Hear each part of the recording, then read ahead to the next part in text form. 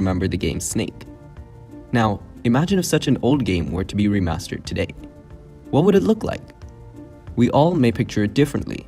And why is that? How do we imagine things differently? More importantly, how do we imagine? Let's keep this block as the neuronal ensemble to remember this guy. Now, every object you have ever seen has a neuronal ensemble affiliated with it, which essentially tells us our mind consists of approximately 100 billion neurons itself.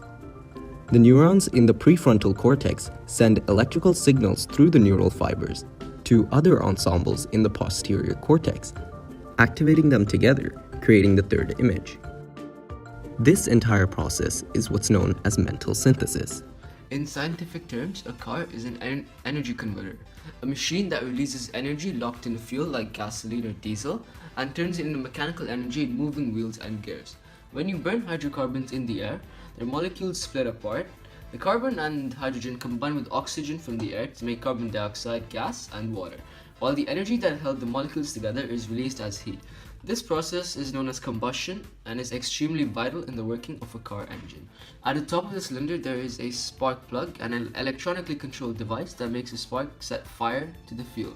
Hi everyone, so today I'm going to be talking about the prisoner's dilemma, specifically from an economic standpoint. The prisoner's dilemma is defined as a situation where two players have two options where the outcome depends crucially on the choice made by the other. Pretty simple, right? No? Well, let's look at how it's commonly explained, using the prisoner's game or situation. If both of them stay silent, they both get 1 year in prison. If one stays silent and the other snitches on the other, the silent one gets 5 years while the snitch goes free. If both of them decide to snitch, they both get 3 years in prison. We illustrate these choices and their consequences using the payoff square, which we see here.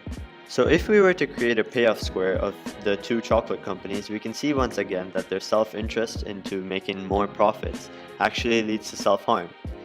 In order to increase profits, they both lower their prices, but by doing so, they both decrease their profits. Instead, what companies should be doing is collaborating to set prices at a higher price point where they can both earn a high level of profit. However, quantum computers are powered by quantum bits, or qubits. Much like classical bits, these qubits can be in the states 1 and 0. However, qubits can also be 1, 0, and everything in between, all at the same time. This is called quantum superposition.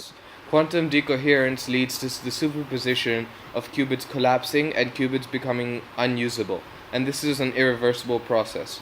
In order to prevent this, complete isolation of the qubits is required.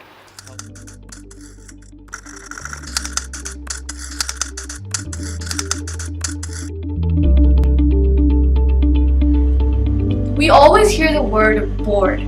Boredom is an emotion constantly linked to a negative circumstance.